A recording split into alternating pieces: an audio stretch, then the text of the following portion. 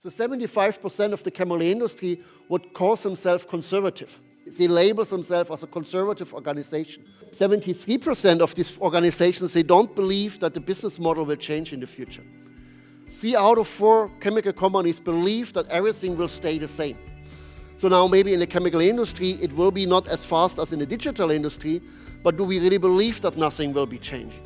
Only 25% of the companies at least planning to change their business model or anticipate to change their business model. But only 3% of the organizations already facilitating digital technologies to really thrive into the future.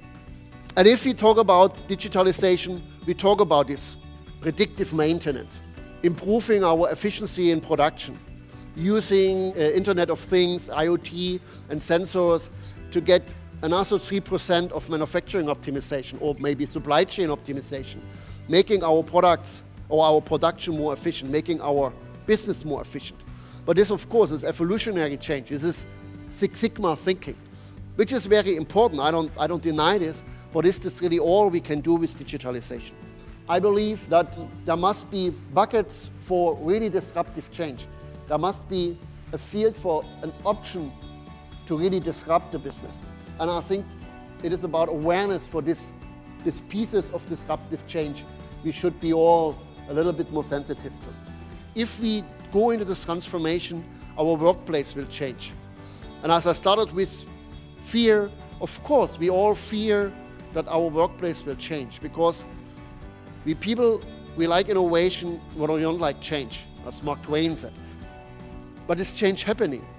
And so the question is more, how do we create a different environment in a positive way and in a kind of proactive way to make sure that this new work is also a good work for everybody of us and ensure that we can keep doing innovations.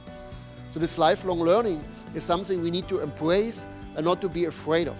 So this is our individual task as researchers, as people, we basically the carrier of innovation in our companies. So this is a task we have to do for ourselves and of course for the company and for our career. These companies need to change from hierarchical and closed to something we could call open network. And this will be difficult because our organizations are set up as a hierarchical closed system. So this is a transformation organizations will need to go through. And what I think is the most important thing is the organizations need to learn again to allow for deviation. So I come from very process-driven organizations, which is, I think, very typical for chemical industry and for the materials industry, because everything what we think of are processes. And because of safety and because of Six Sigma, because of operation excellence, of lean operations, so we have a very process-focused thinking. But if I optimize a manufacturing unit, what I was part of my job, and I can very much think in that way. It is about eliminating deviation. So Six Sigma, Taguchi, whatever you like to call it. So it is about reducing deviation, it's eliminating deviation. But innovation is about deviation. If we don't deviate, we don't innovate. So the innovators are people who are different, they think different, and often they don't really fit into the organization, at least not in a very streamlined organization. So the organizations need to make room for these people and allow them to be innovators and allow them to be experts.